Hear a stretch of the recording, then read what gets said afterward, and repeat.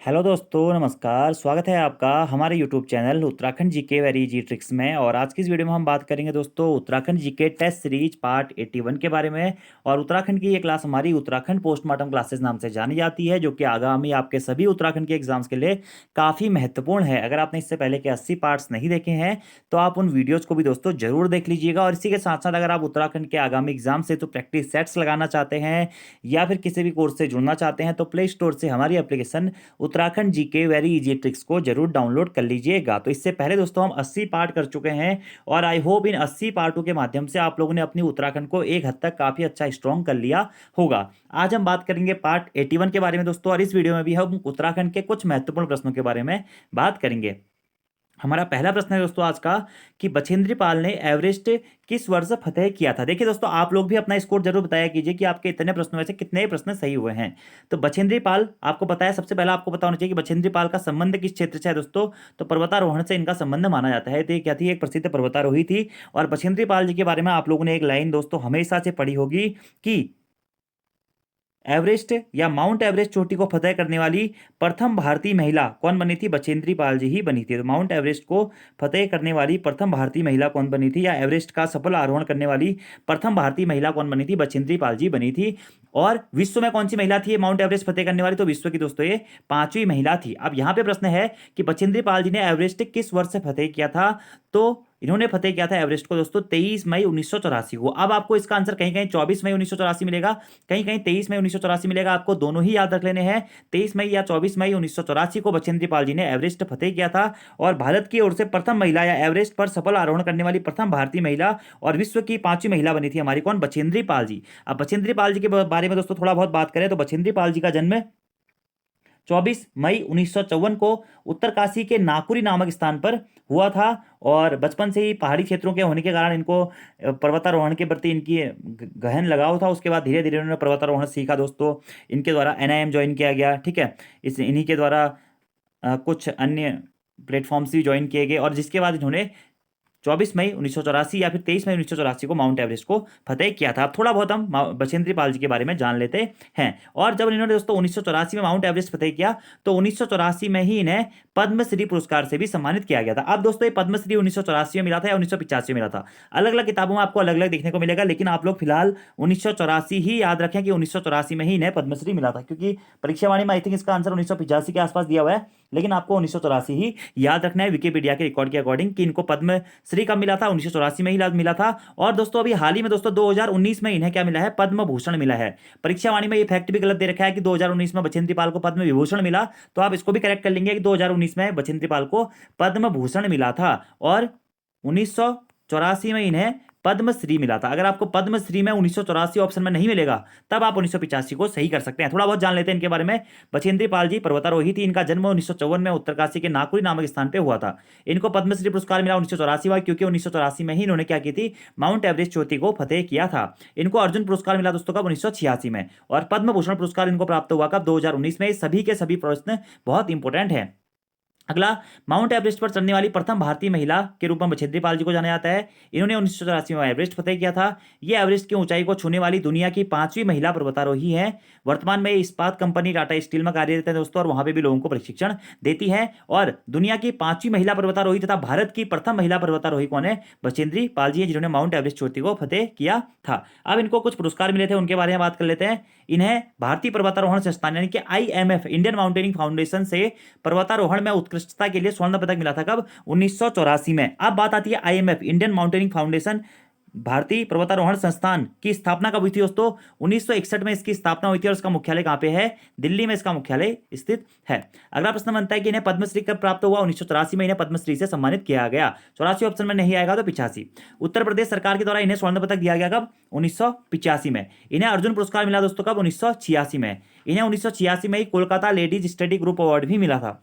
1990 में इन्हें Guinness world of records में जगह मिली थी। 1994 में इन्हें नेशनल एडवेंचर अवार्ड भारत सरकार के द्वारा सम्मानित किया गया था। 1995 में दोस्तों इन्हें उत्तर प्रदेश सरकार का यश भारती सम्मान मिला था। और 1997 में इन्हें HNB PG गढ़वाल विश्वविद्यालय के द्वारा PhD की मानक उपाधि से भी नवाजा गया था।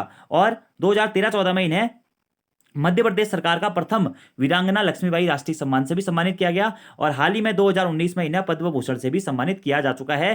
तो पद्मश्री, पद्म भूषण, अर्जुन पुरस्कार, एवरेस्ट का फतेह किया, कहां से संबंध है, ये सभी चीजें आप लोगों को याद रखनी है। अब आईएमएफ की स्थापना 1961 में हुई थी दोस्तों। तो एक है हमारा NIM, Nehru institute of mountaineering, यानी कि नेहरू पर्वतारोहण संस्थान। इसकी स्थापना कब हुई थी? 14 नवंबर 1965 को। एग्जाम में पूछा गया दोस्तों, नेहरू पर्वतारोहण संस्थान की स्थापना 14 नवंबर 1965 को हुई थी। और ये नेहरू पर्वतारोहण संस्थान कहां स्थित है? उत्तरकाशी जनपद में स्थित है। इतने पॉइंट आप लोगों को डायरेक्टली यहां से याद रखने हैं। अब दोस्तों यहीं से मैं आप लोगों से एक प्रश्न पूछना चाह रहा हूं, इसका आंसर आप कमेंट बॉक्स में दीजिएगा कि नैनीताल पर्वतारोहण संस्थान की स्थापना कब हुई थी? कमेंट बॉक्स में जरूर बताइएगा। अगले प्रश्न की बात करते हैं कि पाताल भुवनेश्वर गुफा की खोज किस वर्ष की गई थी? 1993, 1822, 822 या फिर 1015? तो कलयुग के अनुसार बात करें दोस्तों तो पाताल भुवनेश्वर गुफा की खोज 822 ईस्वी में की गई थी। किसके द्वारा की गई थी दोस्तों?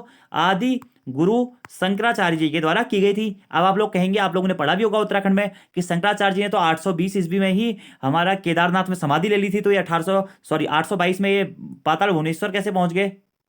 बड़ा कॉम्प्लिकेटेड है ना, लेकिन ये पहुंचे थे दोस्तों। वहां पे जो पाताल भुवनेश्वर में बोर्ड लगा हुआ है वहां पे 822 की ही तिथि मेंशन है। 820 में समाधि ली थी, 822 में वहां पहुंचे। कैसे पहुंचे, क्या पहुंचे, उससे कोई मतलब नहीं है, हमें एग्जाम निकालने से मतलब है। तो आपको ऐसे ही याद रखना पड़ेगा, समाधि स्थल इनका केदारनाथ में है। 820 में उन्होंने समाधि ली थी और 822 में कहां पहुंच गए थे? पाताल भुवनेश्वर पहुंच गए थे। उत्तराखंड है भाई, कुछ भी हो सकता है, ठीक है। तो पाताल भुवनेश्वर गुफा की खोज किस वर्ष की गई थी? 822 ईस्वी में की गई थी। किसके द्वारा की गई थी दोस्तों?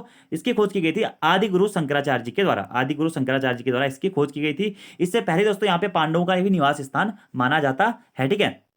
अब पाताल भुवनेश्वर गुफा कहां स्थित है? ये दोस्तों पिथौरागढ़ जनपद के गंगोलीहाट नामक स्थान पर स्थित है, जिसकी खोज 822 ईस्वी में आदिगुरु शंकराचार्य जी के द्वारा की गई थी। यहाँ पे एक भगवान शिव का प्रसिद्ध मंदिर भी स्थित है, जो कि नागर शैली में बना हुआ माना जाता है। अब पाताल भुवनेश्वर गुफा दोस्तों ऐसी गुफा है जहां पे ऐसा माना जाता है कि 33 करोड़ देवी देवताओं का निवास स्थान इस गुफा में है। तो 33 करोड़ देवी देवताओं के निवास स्थान के रूप में कौन सी गुफा जानी जाती है? पाताल भुवनेश्वर गुफा ही जानी जाती है। अब पाताल भुवनेश्वर गुफा दोस्तों कहां पे है? पिथौरागढ़ जनपद में स्थित है, गंगोलीहाट में। एक है दोस्तों पाताल रुद्रेश्वर गुफा। तो पाताल रुद्रेश्वर गुफा कहां स्थित है? ये चंपावत में स्थित है। क्या? पाताल रुद्रेश्वर गुफा। और पाताल रुद्रेश्वर गुफा की खोज कब हुई थी दोस्तों? 1993 में दोस्तों पाताल रुद्रेश्वर गुफा की खोज हुई थी। ये पॉइंट आपको डायरेक्टली याद रख लेने हैं। इसी के साथ साथ दोस्तों लाखू उडियार या लाखू गुफा कहाँ स्थित है? अल्मोड़ा में स्थित है। इसकी खोज कब हुई थी? 1968 में MP जोशी, महेश्वर प्रसाद जोशी जी के द्वारा लाखू उडियार या लाखू गुफा की खोज की गई थी। अगला दोस्तों फड़कानौली शैलाश्रय या फड़कानौली गुफा कहाँ स्थित है? अल्मोड़ा में स्थित है। इसकी खोज 1985 में किसके द्वारा? यशोधर मठपाल जी के द्वारा की गई थी। अगला है पेटसाल शैलाश्रय या फिर पेटसाल गुफा। ये भी दोस्तों हमारी अल्मोड़ा में स्थित है। इसकी खोज 1989 में यशोधर मठपाल जी के द्वारा की गई थी। और ये यशोधर मठपाल जी वाला प्रश्न एग्जाम में पूछा गया है कि फड़कानौली शैलाश्रय की खोज किसने करी थी? यशोधर मठपाल ने करी थी। कब? 1985 में। पेटसाल शैलाश्रय की खोज किसने करी थी या गुफा की खोज किसने करी थी? यशोधर मठपाल ने करी थी। कब करी थी? 1989 में। लाखू उडियार, लाखू गुफा की खोज किसने करी थी? MP जोशी ने करी थी। कब करी थी? 1968 में दोस्तों इन्होंने इसकी खोज करी थी। और लाखू उडियार या लाखू गुफा कौन सी नदी के किनारे पे तट पर स्थित है? यह भी पूछा गया दोस्तों। सुयाल नदी के तट पर स्थित है। कौन सी? सुयाल नदी के तट पर स्थित है। यह भी आपको याद रखना है। अगले प्रश्न की बात करते हैं कि सुमेलित है, इसमें से कौन सा सुमेलित है? सोमवारी महाराज आश्रम किस जनपद में स्थित है? अल्मोड़ा में स्थित है। सिरोबगढ़ नामक स्थान भूस्खलन के लिए प्रसिद्ध है, यह किस जनपद में स्थित है? बागेश्वर। अल्मोड़ा मुद्राएं कुलिंद राजवंश से संबंधित है या उत्तराखंड का सबसे कम वन क्षेत्र वाला जिला हरिद्वार है? तो कौन सा सुमेलित है पूछा गया है। देखिए दोस्तों, सोमवारी महाराज आश्रम अल्मोड़ा में स्थित है, बिल्कुल सही है, ठीक है। अल्मोड़ा मुद्राओं का संबंध कुलिंद राजवंश से है, बिल्कुल आपको पता है। अल्मोड़ा प्रकार की मुद्रा, छत्तीसगढ़ प्रकार की मुद्रा आप लोगों ने सब पढ़ा हुआ है, ठीक है। अमोदी बुद्धि प्रकार की मुद्रा। अगला, उत्तराखंड का सबसे कम वन क्षेत्रफल वाला जिला हरिद्वार है, ये भी बिल्कुल सही है। और उत्तराखंड का सर्वाधिक क्षेत्रफल वाला जिला हमारा कौन सा है? वो है पौड़ी गढ़वाल जनपद, वन क्षेत्रफल वाला जिला। तो कौन सा सुमेलित नहीं है? ऑप्शन नंबर बी दोस्तों हमारे यहाँ पे सुमेलित नहीं है, सुमेलित नहीं है होना चाहते हैं यहाँ पे, ठीक है। सुमेलित नहीं है, अगर लीजिएगा आप, इसमें नहीं है। तो सिरोबगढ़ नामक स्थान भूस्खलन क्षेत्र के लिए प्रसिद्ध है और यह दोस्तों हमारा बागेश्वर जनपद में स्थित ना होकर कौन से जनपद में स्थित है? रुद्रप्रयाग जनपद में स्थित है। कौन सी जनपद में स्थित है दोस्तों? रुद्रप्रयाग जनपद में स्थित है सिरोबगढ़ नामक स्थान। इसको आप संशोधित कर लीजिएगा। अगला हमारा प्रश्न है दोस्तों कि निम्न में से सुमेलित नहीं है। जोशीमठ औली रज्जू मार्ग कब शुरू किया गया था? अक्टूबर 1993 में। ये तो दोस्तों बिल्कुल सही है। बिरथी जलप्रपात और भेलछड़ा जलप्रपात पिथौरागढ़ जनपद में स्थित है, ये भी बिल्कुल सही है दोस्तों। ब्रिटिश गढ़वाल की राजधानी को श्रीनगर से पौड़ी गढ़वाल 1840 में स्थानांतरित किया गया था, ये भी बिल्कुल सही है। तो कौन सा सुमेलित नहीं है दोस्तों? उत्तराखंड सिडकुल का मुख्यालय हरिद्वार में स्थित है, ये दोस्तों सुमेलित नहीं है। तो उत्तराखंड सिडकुल का मुख्यालय कहाँ स्थित है दोस्तों? तो सिडकुल का मुख्यालय हमारा देहरादून जनपद में स्थित है। कहाँ पे स्थित है? देहरादून जनपद में स्थित है। याद रखना है दोस्तों आपको, जोशीमठ ओलू रज्जू मार्ग कब शुरू किया गया था? अक्टूबर 1993 में। बिरसी जलप्रपात और भेलछड़ा जलप्रपात कहाँ स्थित है? पिथौरागढ़ जनपद में स्थित है। और ब्रिटिश गढ़वाल की राजधानी को श्रीनगर से पौड़ी गढ़वाल कब स्थानांतरित किया गया था? 1840 में स्थानांतरित किया गया था। और पौड़ी गढ़वाल जनपद की स्थापना कब की गई थी? 1839 में पौड़ी गढ़वाल जनपद की स्थापना की गई थी। ठीक है। सिडकुल का मुख्यालय कहाँ स्थित है? देहरादून जनपद में स्थित है। अब आप लोगों में से मैं दो प्रश्न यहाँ पे पूछ रहा हूँ कि सिडकुल की फुल फॉर्म क्या है और सिडकुल की स्थापना कब हुई थी, ये दोस्तों आपको कमेंट बॉक्स में बताना है। और अगर आपको नहीं आ रहा है तो मैं फिर से वही कहूंगा कि पुरानी पोस्टमार्टम क्लास की वीडियो देख लीजिएगा, बैक की सारी वीडियो देख ले, वहां पे मैं आपको ये बता चुका हूं, आपको चीजें याद होनी चाहिए। ठीक है। अगले प्रश्न की बात करते हैं कि निम्न में से सुमेलित नहीं है। मधुगंगा और विषगंगा नदी का उद्गम स्थान तारकेश्वर नामक स्थान से होता है। बिल्कुल सही है दोस्तों। सुशीला तिवारी हर्बल गार्डन की स्थापना 2005-6 में हुई थी। इसके बारे में कुछ नहीं कह सकते अभी फिलहाल। ठीक है। अगला हमारा है गढ़वाल का प्रथम नृजाति समूह कोल है, यह भी दोस्तों बिल्कुल सही है। और हरिद्वार पर आधारित न्यूज इन इंडिया पुस्तक के लेखक कौन है? जॉन फ्रांसिस वाइट है, यह भी बिल्कुल सही है। तो कौन सा सुमेलित नहीं है दोस्तों? सुशीला तिवारी हर्बल गार्डन की स्थापना सुमेलित नहीं है, क्योंकि सुशीला तिवारी हर्बल गार्डन की स्थापना कब हुई थी? 2003-2004 में हुई थी। ये पॉइंट आप लोगों को डायरेक्टली याद रखना है। तो मधुगंगा और विषगंगा नदी का उद्गम स्थान तारकेश्वर, सुशीला तिवारी हर्बल गार्डन की स्थापना 2005 है, नहीं 2003-4, ये बिल्कुल सही हो जाएगा। गढ़वाल का प्रथम जनजाति समूह कोल जनजाति समूह था, बिल्कुल सही है। और हरिद्वार पर आधारित न्यूज इन इंडिया पुस्तक के लेखक कौन है? जॉन फ्रांसिस वाइट है, ये भी आप जैसा कि दोस्तों मैंने आपको बताया कि मधुगंगा और विषगंगा नदी का उद्गम तारकेश्वर नामक स्थान से होता है। तो ये तारकेश्वर नामक स्थान किस जनपद में स्थित है? तो ये दोस्तों पौड़ी गढ़वाल जनपद में स्थित है। और आप लोगों ने पढ़ा भी होगा तारकेश्वर महादेव मंदिर कहाँ स्थित है? पौड़ी गढ़वाल जनपद में स्थित है। अगला कि ये सुशीला तिवारी हर्बल गार्डन की स्थापना 2003-4 में हुई थी। तो अब प्रश्न ये आता है कि ये सुशीला तिवारी हर्बल गार्डन है कहाँ? ये भी तो पता होना चाहिए। ये है दोस्तों ऋषिकेश। ऋषिकेश मुनि की रेती वाला जो एरिया है टिहरी जनपद से लगा हुआ, वहां पर हमारा सुशीला तिवारी हर्बल गार्डन स्थित है, जिसकी स्थापना 2003-2004 के दौरान में हुई थी। उत्तराखंड का प्रथम नृजाति समूह या उत्तराखंड का प्रथम आदिवासी समूह कौन सा था दोस्तों? तो कौन सा था? कोल था, कोल था। ठीक है। और हरिद्वार पर आधारित जो पुस्तक थी न्यूज इन इंडिया, तो इस पुस्तक के लेखक कौन है? वो है जॉन फ्रांसिस वाइट जी। अगले प्रश्न की बात करते हैं। निम्न में से सुमेलित नहीं है, क्या क्या ऑप्शन है? राष्ट्रीय शीत जलीय मत्स्य पालन शोध केंद्र स्थित है मुक्तेश्वर में। चैत्र महीने में फुलदेई त्योहार मनाया जाता है। स्पर्श गंगा अभियान 2009 में प्रारंभ किया गया था। और सोंग नदी गंगा की सहायक नदी है। तो कौन सा सुमेलित नहीं है पूछा गया है दोस्तों। तो देखिए, चैत्र महीने में फुलदेई का त्योहार मनाया जाता है, बिल्कुल मनाया जाता है दोस्तों। एक बार तो एग्जाम में यह प्रश्न भी पूछ दिया गया था कि उत्तराखंड में फुलदेई क्या है। तो उत्तराखंड में फुलदेई क्या है दोस्तों? त्योहार है, जिसका आयोजन कब किया जाता है? चैत्र महीने में किया जाता है। अगला प्रश्न यहां से बनता है दोस्तों कि फुलदेई त्योहार बसंत ऋतु के आगमन पर मनाया जाता है।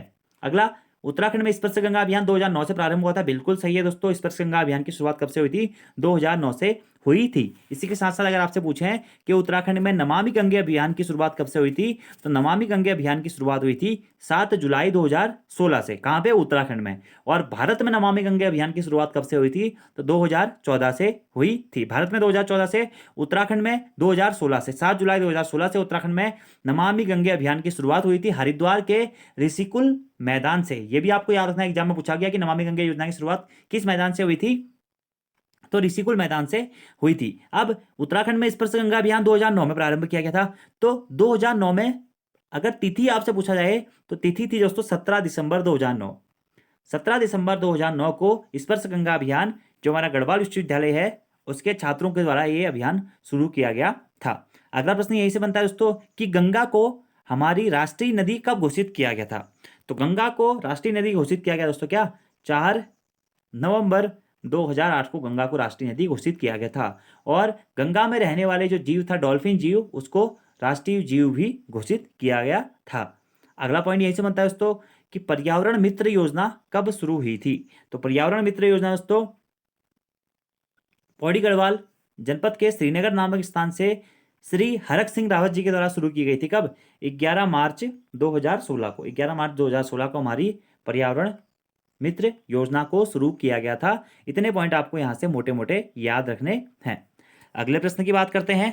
तो और सोंग नदी किसकी सहायक नदी है? तो सोंग दोस्तों गंगा की सहायक नदी है। ये भी बिल्कुल सही है। तो कौन सा सुमेलित नहीं होगा?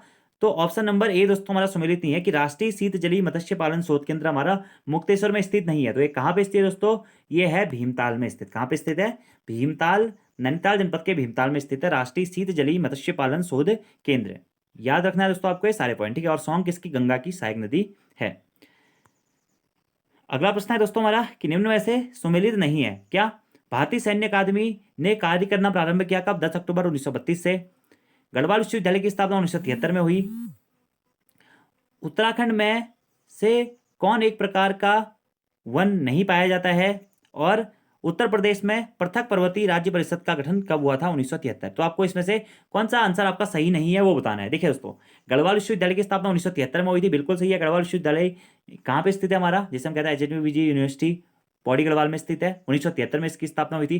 कुमाऊं विश्वविद्यालय की स्थापना कब हुई थी? कुमाऊं विश्वविद्यालय की स्थापना भी 1973 में ही हुई थी। कुमाऊं विश्वविद्यालय का मुख्यालय कहाँ पे स्थित है? हेड ऑफिस कहाँ पे स्थित है? वो नैनीताल में स्थित है। अगला पॉइंट या प्रश्न जो है हमारा कि उत्तराखंड में उष्ण सदाबहार वन नहीं पाए जाते हैं, बिल्कुल सही है दोस्तों। ये आबकारी फॉरेस्ट गार्ड के एग्जाम में पूछा जा चुका है प्रश्न कि उत्तराखंड में निम्न में से कौन सा एक प्रकार का वन नहीं पाया जाता है? तो उत्तराखंड में उष्ण सदाबहार वन नहीं पाया जाता है, जबकि उपोष्ण वन, शीतकटिबंधीय वन, शीतोष्ण कटिबंधीय वन, ये सारे अन्य प्रकार के जो भी वन होते हैं हमारे, अल्पाइन, उप अल्पाइन वन, ये सारे हमारे उत्तराखंड में पाए जाते हैं। तो कौन सा नहीं पाया जाता? उष्ण सदाबहार वन यहाँ पे नहीं पाए जाते हैं। और अगला है उत्तर प्रदेश द्वारा पृथक पर्वतीय राज्य परिषद की स्थापना 1973 में हुई थी। ये भी बिल्कुल सही है दोस्तों। तो कौन सा सुमेलित नहीं है? ऑप्शन नंबर ए हमारा सुमेलित नहीं होगा, क्योंकि भारतीय सैन्य अकादमी IMA इंडियन मिलिट्री एकेडमी ने कार्य करना का प्रारंभ किया था 1 अक्टूबर 1932 से इसने कार्य करना प्रारंभ किया था। तो IMA की स्थापना कहें या IMA ने कार्य करना कब से प्रारंभ किया था कहें तो आंसर हो जाएगा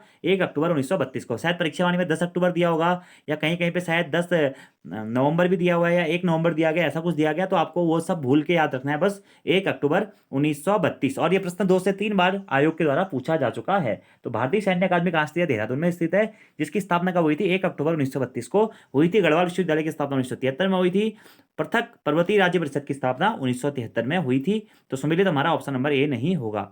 अगले प्रश्न की बात करते हैं दोस्तों कि गढ़वाली यूनियन की स्थापना किस वर्ष हुई थी? तो गढ़वाली यूनियन की स्थापना दोस्तों हुई थी हमारी कब? 1901 में। कब हुई थी? 1901 में गढ़वाली यूनियन की स्थापना हुई थी। अब यहीं से कुछ हमारे और फैक्ट भी आते हैं दोस्तों। गढ़वाली यूनियन तो आपने याद रख लिया, कब से हुई थी इसकी स्थापना? 1901 से हमारी गढ़वाल यूनियन की स्थापना हुई थी। अब यहीं से अगला पॉइंट आता है दोस्तों कि गढ़वाल हितकारिणी सभा, क्या गढ़वाल हितकारिणी सभा की स्थापना कब हुई थी? तो गढ़वाल हितकारिणी सभा की स्थापना ही दोस्तों 1901 में हुई थी और इसी का नाम बाद में गढ़वाल यूनियन करा गया था, ठीक है। और गढ़वाल हितकारिणी सभा के संस्थापक के रूप में किसको जाना जाता है? तारादत्त गैरोला जी को जाना जाता है। और यही गढ़वाली हितकारिणी सभा जिसकी स्थापना क्या, या गढ़वाली यूनियन कहें या यहाँ पे आप लिख दो गढ़वाल हितकारिणी सभा, दोनों की स्थापना का कब? आपको 1901 ही दोस्तों याद रखना है। किसके द्वारा इसकी स्थापना की गई थी? तारादत्त गैरोला जी के द्वारा इसकी स्थापना की गई थी। अब 1870 में क्या होता है दोस्तों? 1870 में डिबेटिंग क्लब की स्थापना हुई थी। डिबेटिंग क्लब की स्थापना कब हुई थी? 1870 में हुई थी, बुद्धि वल्लभ पंत जी के द्वारा की गई थी। अगला 1871 में दोस्तों अल्मोड़ा अखबार प्रकाशित किया गया था बुद्धि वल्लभ पंत जी के द्वारा। कहां से? अल्मोड़ा से अल्मोड़ा अखबार को प्रकाशित किया गया था 1871 में। कुमाऊनी या कुमाऊं का प्रथम कुमाऊनी भाषा के प्रथम अखबार के रूप में भी इसे कभी कभी जाना जाता है, ठीक है। अगला 1905 में क्या होता है दोस्तों? 1905 में गढ़वाली समाचार पत्र की शुरुआत हुई थी। कब? 1905 में। अब यहीं से एक दो चीजें आपको और याद रखनी है। गढ़वाल यूनियन या गढ़वाल हितकारिणी सभा तो आपको याद हो गया 1901। यहीं से प्रश्न दोस्तों हमारा बनता है कि कुमाऊं परिषद की स्थापना कब हुई थी? तो कुमाऊं परिषद की स्थापना कब हुई थी दोस्तों? 1916 में कुमाऊं परिषद की स्थापना हुई थी। अल्मोड़ा कांग्रेस की स्थापना कब हुई थी? 1912 में दोस्तों अल्मोड़ा कांग्रेस की स्थापना हुई थी। अगला प्रश्न बनता है गढ़वाल कांग्रेस की स्थापना कब हुई थी? 1918 में दोस्तों हमारी गढ़वाल कांग्रेस की स्थापना हुई थी। कहीं कहीं आपको इसका आंसर 1919 भी देखने को मिलेगा, लेकिन फर्स्ट प्रायोरिटी आपको 1918 को ही देनी है। अगला प्रश्न बनता है कि कुमाऊं परिषद का अल्मोड़ा कांग्रेस में विलय कब हुआ? तो कुमाऊं परिषद का अल्मोड़ा कांग्रेस में दोस्तों विलय हुआ गया था कब? 1926 में। कुमाऊं परिषद जिसकी स्थापना 1916 में हुई थी, इसका अल्मोड़ा कांग्रेस में विलय हो गया था कब? 1926 में। ये पॉइंट भी आपको याद रखना है। बाकी दोस्तों एक से दो पॉइंट और जो आपको याद रखने हैं कि हैप्पी क्लब की स्थापना कहाँ हुई? तो दोस्तों हैप्पी क्लब की स्थापना हमारी कहाँ पे हुई थी? अल्मोड़ा में हुई थी, ठीक है। हैप्पी क्लब की स्थापना कहाँ पे हुई थी? अल्मोड़ा में हुई थी। और कब हुई थी? 1903 में दोस्तों हैप्पी क्लब की स्थापना अल्मोड़ा में हुई थी। इतने पॉइंट आपको यहाँ से डायरेक्टली याद रखते हुए चलने हैं।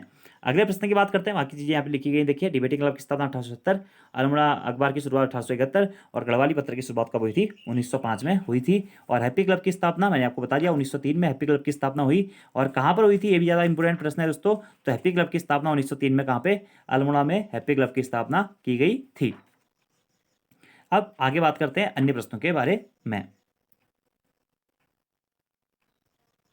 कि चंद्रवंश के समय मंदिरों की रक्षा करने वाले क्या कहलाते थे? तो चंद्रवंश में दोस्तों मंदिरों की रक्षा करने वाले को क्या कहते थे? पुरोहित, फुलेरिया, मठपाल या फिर धर्मार्थ। तो देखिए मंदिर यानी कि मठ, तो मठों की रक्षा करने वाला कौन कहलाएगा? मठपाल कहलाएगा। कौन कहलाएगा दोस्तों? मठपाल कहलाएगा। अब यहां से प्रश्न आता है दोस्तों कि चंद्रवंश में मंदिरों की रक्षा करने वाले को मठपाल कहते थे। तो इस मठपाल पद का सृजन किस राजा ने किया था? तो इस मठपाल पद का सृजन किया था दोस्तों किसने? हमारे चंद्र राजवंश के राजा बाज बहादुर चंद जी के द्वारा। बाज बहादुर चंद ने ही मंदिरों की रक्षा करने के लिए मठपाल नामक पद का सृजन किया था। अब दोस्तों यहीं से हमारे 1 से 2 पॉइंट और बन जाते हैं। क्या? कि बाज बहादुर चंद ने किसको देखते हुए ये पद सृजित करने के बारे में सोचा? तो बाज बहादुर चंद ने दोस्तों मुगलों से प्रभावित होकर कुछ नए पद अपने विभाग में सृजित किए थे, जैसे कि मठपाल यानी कि मठों की रक्षा करने वाले को इसने क्या बोला, या मंदिरों की रक्षा करने वाले को इसने बोल दिया मठपाल। आपको आज भी दोस्तों आप उत्तराखंड में देखते होंगे कि मठपाल नामक जाति पाई जाती है। ये जाति का विकास ही दोस्तों बाज बहादुर चंद ने किया। आप ये कह सकते हैं कि जो मंदिरों की रक्षा करेगा उसको बोलेंगे मठपाल। अब वो मठपाल है तो भाई तू भी मठपाल, तू ही मठपाल, 3-4 बंदों को मठपाल बना दिया। मठपाल के जितने बच्चे हुए सारे मठपाल कहलाए। ठीक हो गया। अगला बचा फुलेरिया, फूलों को पानी देने वाला। जो चंद्रहास फूलों को पानी देता है वो तो फुलेरिया। अब अभी भी तुम्हारे कोई दोस्त होंगे फुलेरिया, तो फुलेरिया जाति की उत्पत्ति भी यहीं से हुई। तो फुलेरिया, तो भी फुलेरिया, तो भी फुलेरिया, तो भी फुलेरिया। उसके बच्चे जब हुए तो वो आगे से अपने कास्ट के आगे फिर फुलेरिया लगाने लग गए। ठीक है। ऐसे ही 1-2 पद और सृजित किए जैसे क्या? पनेरू, पानी भरने वाले को क्या बोल दिया इसने? पनेरू। तो अब पनेरू जो जाति है उसका इतिहास भी यहीं से शुरू होता है कि पनेरू, भाई तू भी पनेरू, तू भी पनेरू, तू भी पनेरू, तेरे बच्चे भी पनेरू, सारा खानदान पनेरू। ठीक हो गया। ऐसे ही हरबोला, हर हर की आवाज लगाकर राज परिवार को जगाने वाले को कहते थे हरबोला। तो हरबोला भी एक जात होती है। ठीक है। ऐसी आप ये कह सकते हैं ओली ब्राह्मणों की नियुक्ति, थाली बजाने के लिए ओली ब्राह्मणों की नियुक्ति वो रुद्रचंद के द्वारा की गई थी। जैसे ही ओले पढ़ने वाले होते थे तो ओली ब्राह्मण क्या करते थे? एक एक काम होता था, आसमान देखे रहते थे कि भाई ओले पढ़ने लगे, ले बजाओ थाली। ठीक है। ऐसे करके आपको ये चीजें याद रखनी है। तो चंद्र राजवंश के समय मंदिरों की रक्षा करने वाले को क्या कहते थे? मठपाल कहते थे। और इस मठपाल पद का सृजन किसने किया था? ये किया था बाज बहादुर चंद ने। और बाज बहादुर चंद ने किससे प्रभावित होकर मठपाल पद का सृजन किया था दोस्तों? तो मुगलों से प्रभावित होकर बाज बहादुर चंद ने यह मठपाल पद का सृजन किया था। आपको ये पॉइंट डायरेक्टली याद रखने हैं। और इसके साथ मैंने आपको जो भी अन्य पद लिखाए हुए हैं दोस्तों वो भी आपको याद करते हुए चलने हैं। ठीक है। अब बाज बहादुर चंद चंद्र राजवंश की दृष्टि से दोस्तों बहुत महत्वपूर्ण राजा है, क्योंकि यहां से एग्जाम में बहुत बार प्रश्न पूछे गए हैं। ठीक है। जैसे कि इसका कार्यकाल 1638 से लेकर 1678 तक ये हमारा गद्दी पर बैठा था। किसके समकालीन था बाज बहादुर चंद? शाहजहां के समकालीन था। बाज बहादुर चंद का उल्लेख किस ग्रंथ में मिलता है? शाहजहां नामा में हमें इसका उल्लेख मिलता है। और शाहजहां नामा ग्रंथ के साथ साथ बाज बहादुर चंद के बारे में कहा गया है कि बाज बहादुर चंद जैसे ही राजगद्दी पर बैठा वैसे ही चंवर गाय, कस्तूरी, निर्विसी, गजगा, घोड़े, खोड़ा खुकरी तथा सोने चांदी के बर्तन लेकर दिल्ली के बादशाह शाहजहां के दरबार में भेंट करने गया। भेंट करने क्यों गया था? क्योंकि नौलखिया माल या 84 माल का जो परगना था, तराई भाबर वाला क्षेत्र, वहां पर कटेहरों ने आक्रमण कर दिया था, जिस कारण उस क्षेत्र को बचाने के लिए दोबारा से हमारा बाज बहादुर चंद गया था कहाँ पे? हमारा मुगल दरबार में शाहजहां से मिलने। और जो ये नौलखिया माल का प्रगना था, 84 माल का प्रगना था, ये हमारा तराई भाबर का क्षेत्र था, जिससे अभी वर्तमान में जो हमारा उधमसिंह नगर के आसपास का क्षेत्र है वह इसके अंतर्गत आता था। तो शाहजहां से मिलने के बाद शाहजहां ने रुस्तम खां को इसकी सहायता के लिए भेजा, और रुस्तम खां की सहायता से फिर इसने कटेरों को यहाँ से भगाया और तराई पर इसने पुनः अधिकार कर लिया। ठीक है। बाज बहादुर चंद को ही दोस्तों किसके द्वारा? शाहजहां के द्वारा बहादुर की उपाधि दी गई थी। तो प्रश्न बन सकता है कि किसको बहादुर की उपाधि दी गई थी? शाहजहां के द्वारा। तो बाज बहादुर चंद को पहले इसका नाम क्या था? बाजा चंद था, बाजा चंद। जैसे ही वहां गया शाहजहां से मिलने तो इसने कह दिया बाज बहादुर चंद। क्या? बाज बहादुर चंद। ठीक है। और इसी के साथ साथ शाहजहां के द्वारा इसे जमींदार की उपाधि भी दी गई थी। किसकी उपाधि दोस्तों? जमींदार की उपाधि भी दी गई थी। बाज बहादुर चंद ने ही बाजपुर नगर की स्थापना करी, जो कि उधमसिंह नगर जनपद में पड़ता है। बाज बहादुर चंद ने ही दोस्तों घोड़ाखाल में स्थित गोलू देवता मंदिर का भी निर्माण कराया था। ठीक है। बहादुर की उपाधि और जहांगीर की उपाधि इसे किसने दी थी? शाहजहां के द्वारा दी गई थी। श्यालदे से इसका एक ताम्रपत्र मिला अभी हाल ही में। कब? 2019 में। जूनागढ़ से नंदा देवी की स्वर्ण प्रतिमा को चुराकर कुमाऊं कौन लाया था? बाज बहादुर चंद लाया था, जिसे बाद में ट्रेल ने मल्ला महल किले में स्थापित किया। सुलेमान सिको कुमाऊं कब आया? तो बाज बहादुर चंद के समय पे आया। फिर बाज बहादुर चंद कहता है देख भाई, मैं तो शाहजहां से रिस्क नहीं ले सकता हूँ, शाहजहां तो मेरा दोस्त है, तो एक काम कर, तू चले जा गढ़वाल। गढ़वाल में बैठा है पृथ्वीपति शाह, उसकी शाहजहां से बनती नहीं है, उसके बाप की भी नहीं बनती थी, तो उससे मिल ले, वो तेरे को शरण दे देगा। तो उसके बाद में सुलेमान सिको, फिर वो चित्रकारों, जो आप वो चित्रकारिता का इतिहास पढ़ते हैं, मौराराम के पिता मंगत राम, हरदास, शिवराम, वो लोग उनको लेके फिर वो गढ़वाल में जाता है और पृथ्वीपति शाह उनको वहां पे शरण देते हैं। ठीक है, तो इस प्रकार की जो पूरी कहानी है ये आप लोगों ने इतिहास में पढ़ी हुई होगी, और नहीं पढ़ी हुई है तो आप वो वीडियो देख लीजिएगा। एक हथिया देवाल मंदिर जो थल में स्थित है, उसका निर्माण कौन कराता है? बाज बहादुर चंद कराता है। कटारमल सूर्य देवता मंदिर जो अल्मोड़ा में स्थित है, इसकी स्थापना कटारमल ने की होती है, उसका जीर्णोद्धार कौन कराता है? बाज बहादुर चंद कराता है। भीमताल स्थित भीमेश्वर मंदिर, महादेव मंदिर की स्थापना कौन कराता है? बाज बहादुर चंद कराता है। भोटियाओं और सौकाओं से जो भी दस्तूर लिया जाता है उस पर कर किसने लगाया? दस्तूर पर रोक किसने लगाई? वो लगाई हमारी बाज बहादुर चंद ने। ठीक है, इसी के साथ सिरती नामक कर जो कि एक नकद कर था, किसने लगाया तिब्बतियों पर? बाज बहादुर चंद ने लगाया। तिब्बतियों पर के सोने पर फटांग नामक कर किसने लगाया? बाज बहादुर चंद ने लगाया। कुमाऊं में जजिया शासन या जजिया कर लागू करने वाला चंद शासक कौन था? बाज बहादुर चंद था। और बाज बहादुर चंद ने ही मंदिरों की रक्षा के लिए मठपाल पद का भी सृजन किया था। हो गया बाज बहादुर चंद का पोस्टमार्टम। इतना ही आपको याद रखना है। एटकिंसन ने इसको क्या कहा है? उदास बूढ़ा और अन्यायी राजा कहा है, जबकि ये उदास बूढ़ा तो लग ही नहीं रहता, बिल्कुल जवान राजा लग रहा है, क्योंकि इसने बहुत सारे काम अपने कार्यकाल के दौरान में किए थे। एक हत्या देवाल का निर्माण भी इसके द्वारा ही करवाया गया था। और भी कई सारी चीजें दोस्तों, आप वो वीडियो देख लीजिएगा जो मैंने आपको परमार राज्यों में बताई हुई है, आप वहां पे सब कुछ आपको मिल जाएगा। आप थोड़ा सा जान लेते। देखिए, मुगलों से प्रभावित होकर बाज बहादुर चंद ने कुछ नए कर्मचारी पद सृजित किए, जैसे कि मठपाल, मंदिरों की रक्षा करने वाला मठपाल कहा जाता है। ठीक है, अब आप में से भी कई सारे लोग मठपाल लोग कमेंट करते हैं। पनेरू, पानी भरने वाला हो गया पनेरू, ठीक हो गया, तो आज से पनेरू। हर बोला, हर हर की आवाज लगाने वाला, राज परिवार को जगाने वाला, हर बोला। फुलेरिया, फूलों की देखरेख करने वाले को क्या कहा गया? फुलेरिया कहा गया। ये पद इसने मुगल साम्राज्य से प्रेरित होकर शुरू किए। तो प्रश्न आपसे एग्जाम में बन सकता है, किस चंद शासक के द्वारा मुगलों से प्रभावित होकर अपने राजवंश में कार्यकाज के अनुसार नई जातियों का विकास या नए पदों का विकास किया गया है, नए पदों का निर्माण किया गया? तो राजा हो जाएगा हमारा कौन दोस्तों? बाज बहादुर चंद। ये पॉइंट आपको डायरेक्टली याद रखने हैं। और बाज बहादुर चंद, चंद राजवंश का कौन सा राजा था दोस्तों? तो बाज बहादुर चंद चंद राजवंश का हमारा 50वां राजा था। कौन सा राजा था? 50वां राजा था। अगले प्रश्न की बात करते हैं कि त्रिपुरा सुंदरी मंदिर, पार्वतीश्वर मंदिर किसके द्वारा बनाए गए थे? उद्योगचंद, उद्यानचंद, भारतीचंद या फिर रुद्रचंद? तो त्रिपुरा सुंदरी मंदिर कहे, पार्वतीश्वर मंदिर कहे दोस्तों, ये बनाए गए थे किसके द्वारा? उद्योगचंद के द्वारा ये मंदिर बनाए गए थे, जिसे उदवा भी कहा जाता है। उदवा, उदवा, उद्योगचंद का शॉर्टकट नाम था क्या था? उदवा। ठीक है, त्रिपुरा सुंदरी मंदिर इसने बनाया, पार्वतीश्वर मंदिर इसने बनाया। इसी के साथ साथ दोस्तों उद्योग चंदेश्वर मंदिर, अपने ही नाम से एक मंदिर बना दिया भाई इस बंदे ने, उद्योग चंदेश्वर मंदिर, ये भी किसने बनाया? उद्योग चंद के द्वारा बनाया गया। शुक्रेश्वर महादेव मंदिर, ये भी किसने बना दिया? उद्योग चंद ने बना दिया। और इसी के साथ में तल्ला महल किले का निर्माण भी किसने किया? उद्योग चंद के द्वारा ही तल्ला महल किले का निर्माण भी किया गया था। इतने पॉइंट आपको यहां से याद रखने हैं। और यह दोस्तों चंद राजवंश का हम ये कह सकते हैं एक बहुत प्रतापी शासक के रूप में जाना जाता है, क्योंकि डोटी के जो शासक थे वह उद्योग चंद के समय पर ही हमारा कुमाऊं राज्य को कर देना उन्होंने शुरू किया था। ठीक है, इसी के साथ साथ इसने डोटी पर आक्रमण किया। डोटी की जो राजधानी थी वहां पे इसने अधिकार कर लिया था। खैरागली की संधि वहां पे फिर हुई, इसके बारे में बरम या मुआनी पत्र में हमें इसके बारे में पता लगता है। ठीक है, कई सारे धार्मिक कार्य भी इसने किए थे। तराई में आमों का बगीचा इसके द्वारा लगाया गया था।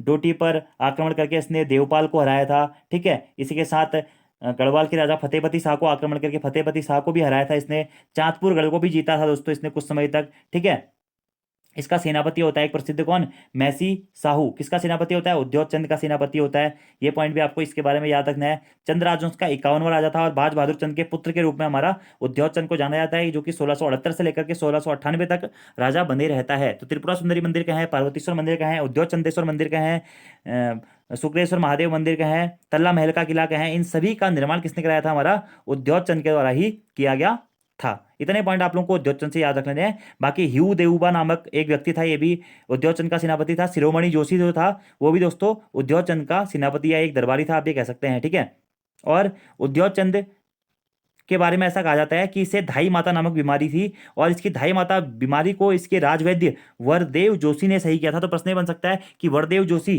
किसका राजवैद्य था या किसके दरबार में राजवैद्य था? तो उद्योग चंद के दरबार में वो राजवैद्य था। और इसने अपने चंद्र साम्राज्य में दूर दूर से कई ज्योतिषी विद्वान और लोग बुलवाए थे, पूजा पाठ, शंख ध्वनि, घंटे, घड़ियाल आदि इसके काल में बहुत सारी बजती थी। इसी कारण इसने डोटी पर आक्रमण भी किया था, डोटी जीता भी था, डोटी के राजधानी पर भी अधिकार कर लिया था, खैरागढ़ी की संधि भी करी थी, उसके बाद में वहां से आकर अजमेरगढ़ भी जीता था, लक्ष्य दीपावली पर्व भी इसके द्वारा मनाया गया था। ये सारे चीज़ हमारे उद्योग चंद के टाइम पीरियड पर हुए थे। अब आप कहेंगे सर आपको हमको कुछ समझ में नहीं आया। समझ में नहीं आया तो फिर से वही कहूंगा कि पुरानी वीडियो देखो, वहां पे सारी चीजें एक एक करके बताई गई हैं बिल्कुल सीक्वेंस के अकॉर्डिंग। ये खाली रिवीजन के लिए मैं आपको पढ़ा रहा हूँ अब, क्योंकि लगभग लगभग आधा सिलेबस तो मैं आपका पहले ही कंप्लीट कर चुका हूँ। आप थोड़ा सा जान लेते हैं इसके बारे में भी। चलो यार, मैंने कहा थोड़ा एक्सप्लेनेशन लिख देते हैं इस बार कि मल्ला महल का निर्माण किसने किया था? रुद्रचंद ने किया था। लेकिन तल्ला महल का निर्माण किसने किया? उद्योगचंद ने किया। याद रखना है। मल्ला महल किला भी अल्मोड़ा में स्थित है, तल्ला महल किला भी अल्मोड़ा में स्थित है, याद रखना है, ठीक है। इसने गढ़वाल पर भी आक्रमण किया। इस समय पवारों के शासक कौन थे? फतेहपति शाह थे। फतेहपति शाह को इसने हराया भी, और फतेहपति शाह के समय पर ही इसने करीब 1679 यानी कि 1679 में चांदपुर गढ़ को भी जीत लिया था। बधानगढ़ पर भी इसने आक्रमण किया था, ठीक है। चंद के फतेहपति शाह को पराजित किया। इसके बाद डोटी पर आक्रमण किया। इस समय डोटी का राजा देवपाल था, देवपाल को भी हराया। देवपाल से खैरागढ़ की संधि करता है ये, ठीक है। 1688 के आसपास में खैरागढ़ की संधि करता है। जब उद्योगचंद ने डोटी पर आक्रमण किया तो देवपाल भाग गया। इसके बाद 1688 में देवपाल ने कुमाऊं पर आक्रमण कर दिया, लेकिन उद्योगचंद ने उसे पराजित कर दिया। इसके परिणाम स्वरूप तेजपाल और उद्योगचंद के बीच में, तेजपाल नहीं देवपाल हो गए, ठीक है, देवपाल और उद्योगचंद के बीच में क्या हुआ था? खैरागढ़ की संधि हुई थी। इसके अनुसार डोटी के राजा अब चंद्र राजाओं को कर देंगे। तो डोटी के राजा चंद्र राजाओं को किसके समय से कर देना शुरू करने लगे? तो उद्योगचंद के समय से कर देना शुरू करने लगे। कुछ समय बाद डोटी के राजाओं ने कर देने से मना कर दिया, इस कारण उद्योगचंद ने पुनः डोटी पर आक्रमण कर दिया। लेकिन उद्योगचंद को इस युद्ध में पराजय का सामना करना पड़ा था, जिसके बाद उद्योगचंद ने कोई भी युद्ध नहीं लड़ा और वह एक धार्मिक राजा कहलाया। युद्धों के दौरान उद्योगचंद के सेनापति मैसी साहू तथा हीरू देवपा या हीरू देवपा की भी मृत्यु हो गई थी। तो मैसी साहू और हीरू देवपा किसके सेनापति थे? उद्योगचंद के सेनापति थे। इसने अल्मोड़ा में तल्ला महल के किले का निर्माण भी कराया था। इसकी पत्नी का नाम पार्वती देवी था, इसके नाम से इसने अल्मोड़ा पे पर्वतेश्वर मंदिर या पार्वतीश्वर मंदिर का भी निर्माण कराया था। इसने अल्मोड़ा में ही त्रिपुरा सुंदरी मंदिर, रंग महल आदि अनेक स्थानों का भी निर्माण कराया था। इसके 1000 दियों की दीपावली मनाई थी, जिसे लक्ष्य दीपावली नाम से भी जाना जाता है, ठीक है। अल्मोड़ा के सोमेश्वर नामक स्थान पर सोमेश्वर महादेव मंदिर का निर्माण इसके द्वारा किया गया था, ऐसा कहा जाता है। लेकिन दोस्तों सोमेश्वर महादेव का मंदिर का निर्माण इससे पहले सोमचंद के द्वारा कराया जा चुका था, इसने उसका जीर्णोद्धार कराया था। इसके राजकवि का नाम क्या था?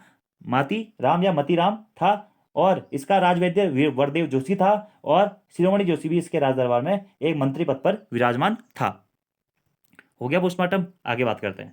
निम्न में से किस चंद शासक को शाहजहां द्वारा कुमाऊं का जमींदार घोषित किया गया था? तो मुझे लगता नहीं दोस्तों, मुझे बताना। देखिए, जमींदार और बहादुर की उपाधि शाहजहां ने किसको दी थी? बाज बहादुर चंद को दी थी। बाज बहादुर चंद जैसे ही राजा बना, क्या किया भाई? इसने पकड़े घोड़े वोड़े, खुकरी, चंबर, कस्तूरी वस्तूरी, कहा भाई शाहजहां के पास जाता हूँ, शाहजहां ही है जो मुझे 9 लखिया भूमि दिला सकता है। मेरा जो तराई भाबर का एरिया है मुझे दोबारा से लेना है, तो शाहजहां ही बसता है। मुगल दरबार में बहुत से मजबूत है, मैं जाता हूँ, थोड़ा उपार दूंगा, शाहजहां खुश हो जाएगा। और वाकई हुआ भी ऐसा ही। ये शाहजहां के दरबार में गया, शाहजहां इससे इतना खुश हुआ कि इसने इसको बहादुर की उपाधि भी दे दी, जमींदार की उपाधि भी दे दी, 84 माल का परगना भी दे दिया। मदद करने के लिए रुस्तम खां को भेजा, रुस्तम खां की मदद से इसने अपना क्षेत्र भी जीत लिया था। बाजपुर नगर की स्थापना भी इसने करी थी। कई सारे पद भी इसने सृजित किए थे।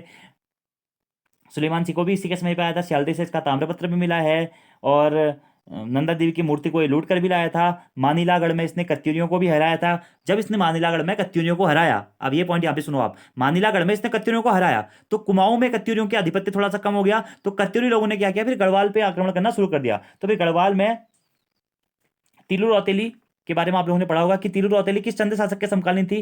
कभी कभी प्रश्न एग्जाम में ये बनता है दोस्तों। तो तिलू रौतेली दोस्तों बाज बहादुर चंद के समकालीन थी, क्योंकि जैसे बाज बहादुर चंद ने मानिलागढ़ पर हमला किया तो मानिलागढ़ से जो कत्यूरी लोग थे वो गढ़वाल की ओर को चले गए, जिस कारण उन्होंने फिर गढ़वाल के पूर्वी भागों में लूटपाट मचानी शुरू कर दी। और वहीं पर दोस्तों लूटपाट बचाते बचाते क्या हुआ, वहां पे उसने जो गोला रावत थे, भूप सिंह थोकदार, उनको भी मार दिया, और उनके साथ साथ में उनके पुत्र जवाई उनको भी मार दिया था, जो कि तिलू रौतेली के पिताजी भाई ये लोग थे, ठीक है। उसके बाद में तिलू रौतेली ने क्या किया? इनके खिलाफ आक्रमण शुरू कर दिया, और तिलू रौतेली ने इन्हें गढ़वाल की सीमाओं से खदेड़ने के लिए हथियार भी उठाए। और एट लास्ट में दोस्तों कत्यूरियों का ही एक सेनापति था, कौन? जिसे रामू रजवार कहा जाता है। रामू रजवार ने क्या किया? जैसे तिलू रौतेली रात के 2 बजे के टाइम के आसपास में पूर्वी रामगंगा नदी के किनारे पे नहा रही थी, तो इसने क्या किया? पीछे से चाकू घोंप के उनकी मृत्यु कर दी। और इस घटना को दोस्तों इतिहास में या उत्तराखंड के इतिहास में किसकी मृत्यु को महाकलंक या महाकलंक बताया गया है दोस्तों? तो वही तिलू रौतेली की मृत्यु को महाकलंक बताया गया है उत्तराखंड के इतिहास में, क्योंकि एक औरत को नग्न अवस्था में नहाते हुए रामू रजवार के द्वारा पीछे से हमला करके मारा गया था, जिस कारण इसे महाकलंक इतिहासकारों के द्वारा बताया गया है। और तिल रौतेली, जिन्हें हम जॉन ऑफ आर्क नाम से भी जानते हैं, तो ये किसके समकालीन थी? बाज बहादुर चंद के समकालीन ही थी। कुछ कुछ इतिहासकार तो हमारा ऐसे भी कहते हैं कि तिल रौतेली को हथियार उठाने की जरूरत ही इसीलिए पड़ी थी कि बाज बहादुर चंद ने कत्यूरियों को हरा दिया था। बाज बहादुर चंद ने कत्यूरियों को हराया तो कत्यूरी के पास में कुमाऊं का क्षेत्र कम रहा, उसने गढ़वाल पे जाकर के लूटपाट करनी शुरू कर दी थी, जिसके बाद में हमारा ये सारी चीजें हुई। इसका राजगुरु था कौन? श्रीनिवास पांडे। इसका पुरोहित कौन था? रुद्रदेव सिंह। ये सारे पॉइंट आप लोगों को याद रखने हैं। और भी कई सारे पॉइंट है, धीरे धीरे बात करेंगे। अब यहाँ पे लिखा भी हुई चीजें देखिए, बाज बहादुर चंद शाहजहां के समकालीन था, शाहजहां ने इसे बहादुर की उपाधि दी। बाज बहादुर चंद नीलू गोसाई का पुत्र था। अभी नीलू गोसाई कौन था बताइए? नीलू गोसाई का ये पुत्र था, ठीक है, त्रिमल चंद का भाई था नीलू गोसाई, ठीक है। इसने मुगलों के गढ़वाल अभियान में सहायता की थी, इसी कारण शाहजहां ने इसे बहादुर की उपाधि दी। इसके साथ इसे तराई की भूमि भी दान में दी थी। यहाँ पर बाज बहादुर चंद ने बाजपुर नगर भी बसाया था, बाजपुर नगर की स्थापना भी इसने कर थी। इसे कुमाऊं का सबसे बड़ा जमींदार भी कहा जाता है। कुमाऊं में जमींदार का पद भी किसने दिया? इसको शाहजहां के द्वारा ही दिया गया। बाज बहादुर चंद ने उत्तराखंड पर जजिया कर लगाया था तथा कर की वसूली कर दिल्ली वो भेजा करता था। इसने मांग कर, नमक कर नामक दो अन्य कर भी लगाए थे। इसने दोस्तों सिरती नामक कर भी लगाया था भोटियाओं के ऊपर। इसने फटांग नामक कर भी लगाया था, ठीक है। यह अपने आप को नारायण कहता था। तो प्रश्न बन सकता है कि कौन सा चंद्र शासक अपने आप को नारायण कहता था? तो बाज बहादुर चंद ही था भाई, नारायण नारायण। 1670 में इसने तिब्बत आक्रमण का सफलतापूर्वक सामना किया और तिब्बत का किला तकला खाल को जीत लिया। तो तिब्बत के किले तकला खाल किले को किस चंद्र शासक के द्वारा जीता गया? बाज बहादुर चंद के द्वारा जीता गया। तिब्बती पर सिरती या व्यापारी नामक कर इसके द्वारा लगाया था। इसके पुत्र कुंवर उद्योग चंद ने बगावत की थी, ठीक है। अब बगावत थोड़ी बहुत कर दी थी, ज्यादा नहीं कर दी। इसने 1673 में कैलाश मानसरोवर यात्रियों के लिए एक गुंट भूमि या मंदिरों के निर्माण के लिए दी जाने वाली भूमि भी दान में दी थी, जिसे एक हथिया देवाल मंदिर के नाम से भी जाना जाता है। लेकिन इसकी कहानी कुछ और है, बस आपको याद रखना है कि एक हथिया देवाल मंदिर थल में स्थित है, जिसकी स्थापना बाज बहादुर चंद के द्वारा की गई थी। यह एलोरा के कैलाश मंदिर के समान, किस मंदिर की आकृति उत्तराखंड में एलोरा के कैलाश मंदिर के समान है दोस्तों? तो एक हथिया देवाल की आकृति जो है एलोरा के कैलाश मंदिर के समान है। इसे एक हाथ वाली मिस्त्री ने बनाया था, ठीक है। इसी के द्वारा एक होडार मंदिर का निर्माण भी कराया गया था और अल्मोड़ा के कटारमल मंदिर का जीर्णोद्धार भी दोस्तों बाज बहादुर चंद ने किया था। भीमेश्वर महादेव मंदिर का निर्माण भी इसने किया था। घोलाखाल स्थित गोलू देवता मंदिर का निर्माण भी बाज बहादुर चंद ने किया था। तागलाखल का जिला भी इसी ने जीता था। और आज का आपका होमवर्क का क्वेश्चन है दोस्तों, निम्न में सुमेलित नहीं है। क्या सुनेती मेला बागेश्वर में लगता है, गुड़केदार मेला अल्मोड़ा में लगता है, भतुत मेला चमोली में लगता है, या जाख मेला रुद्रप्रयाग में लगता है? तो कौन सा ऑप्शन इसमें से सुमेलित नहीं है, आपको एक कमेंट बॉक्स में बताना है। और आज की वीडियो आपको कैसी लगी ये भी आपको कमेंट बॉक्स में जरूर बताना है। तो thank you friends, thanks for watching video, see you next time. धन्यवाद आपका बहुत बहुत। और अभी तक आपने हमारी एप्लीकेशन डाउनलोड नहीं करी तो एप्लीकेशन भी डाउनलोड कर लीजिएगा और अपने दोस्तों के साथ में वीडियो को भी जरूर शेयर कर लीजिएगा। चैनल सब्सक्राइब नहीं किया हो तो चैनल को सब्सक्राइब भी कर लीजिएगा। उसके बगल में जो बेल आइकन की बनी हुई आ रही है उसे भी प्रेस कर लीजिएगा, ताकि हमारी आने वाली वीडियोस के नोटिफिकेशन आपको कंटिन्यूसली मिलते रहे। धन्यवाद।